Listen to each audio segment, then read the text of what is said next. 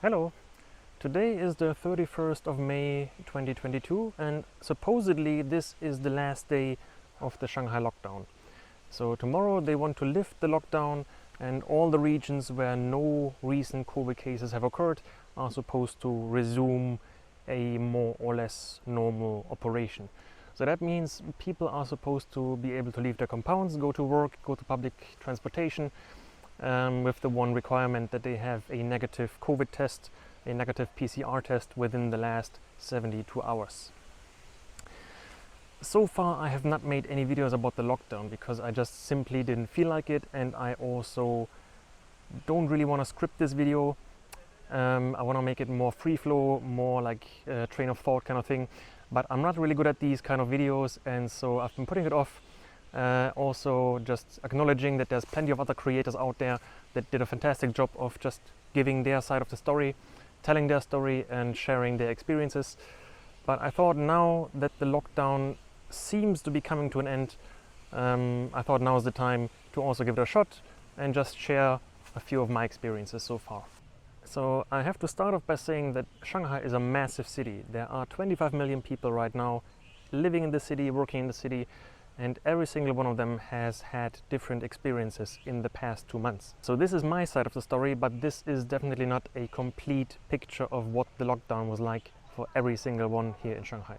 So in my personal experience, the lockdown was okay because I was lucky enough to live in a compound where there was a decent supply of goods. There was a constant flow of goods into the compound. We had no issues so far with getting food, getting water, getting supplies. But I know that is not the case for everyone. So other districts, other cities, other compounds had difficulties and residents were struggling. Luckily for me, that was not the case in my compound. In my compound, we were very, very lucky to have a constant stream of goods into the compound.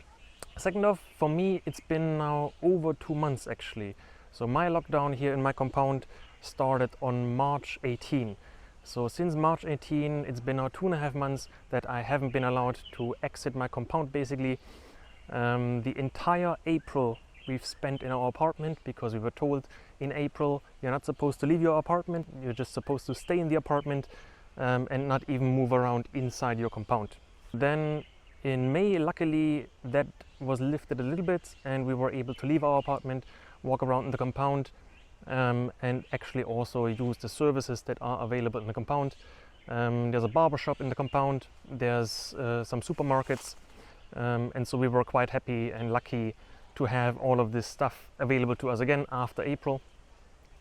So May was definitely the more comfortable month of this 2-month lockdown.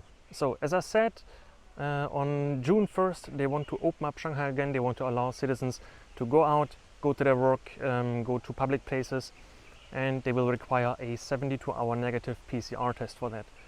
In order to make that possible for every single person, they have installed these temporary booths. I have actually a short video of one of the booths that is installed in my compound, so you can have a look there. And the goal was to have one of these booths available in a walking distance of about 10 to 15 minutes for every single person living in Shanghai.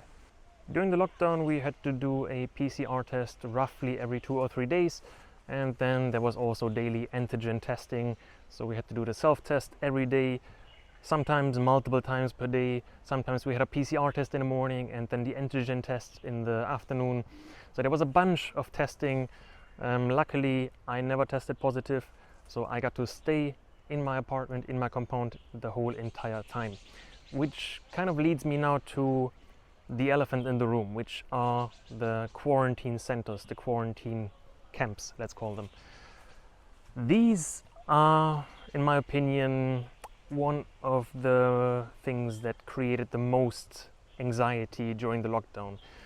In my opinion, people were more afraid of going through these centralized quarantine centers than getting COVID itself. You might have seen some videos of experiences in these quarantine centers. If you have not, Teacher Mike is another channel here on YouTube. He recently was forced to go to one of these quarantine centers. He did a really good video series about it, so I recommend checking that out. But as I said, the quarantine centers were basically the biggest fear and are still the biggest fear of this entire lockdown here in Shanghai, at least for me and for many other people. So I'll leave it up to you to make your own judgments about whether or not these quarantine centers make sense, whether or not it is a good environment to recover from a illness such as COVID. But let's just say it is, and it was and is still a big source of anxiety for many people here, especially since in the beginning parents were separated from their children, which is still mind-boggling to me, how anyone with even half a brain could have thought that this is actually a policy that should be implemented. Luckily that was reversed at some point, but there were still a lot of things that were not handled very properly, let's say. And I understand, like, it's a big city, there's 25 million people. Of course you cannot expect everything to go perfectly, but then when people point out flaws, if people point out mistakes that were made and problems that occurred, legitimate things, and they give this constructive feedback, in my opinion, when they're then just censored and silenced, then that leaves a bad aftertaste. Because that's basically just a slap in the face of the people that are willing to put their lives on hold, that are willing to put businesses on hold, and that are willing to spend 2 months in their apartments and to just disregard their concerns and just censor it is a disservice to the people of Shanghai. So we'll have to see how it goes from here. Like I said, tomorrow, June 1st, Shanghai is supposed to reopen. Let's see how that goes. I have a feeling it's gonna take a long time for the city to recover completely.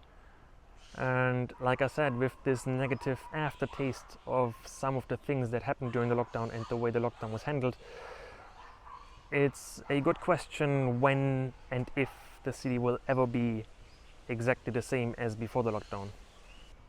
So what's the point of this video? Well, there is no point. I think people can form their own opinions. You have plenty of information about the lockdown in Shanghai in many videos that were published online. It's always tricky to get a complete picture, also for me, believe me, because you see videos on WeChat, on YouTube, and you kind of get an understanding of what's happening, but this city is just massive and everyone has different experiences.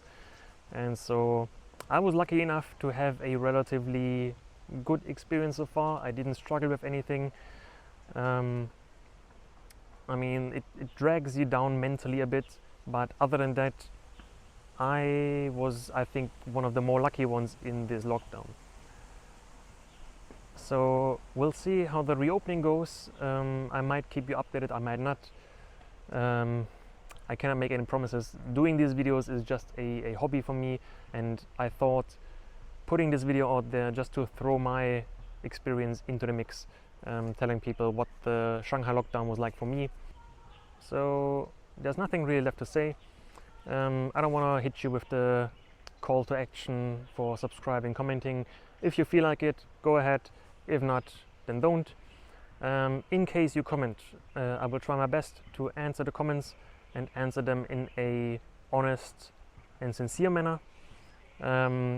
But take into account my work might get very busy these upcoming months, so I might not reply in time, I might not reply within hours or days, but I definitely appreciate if people show interest and comment something and ask questions or share their experiences.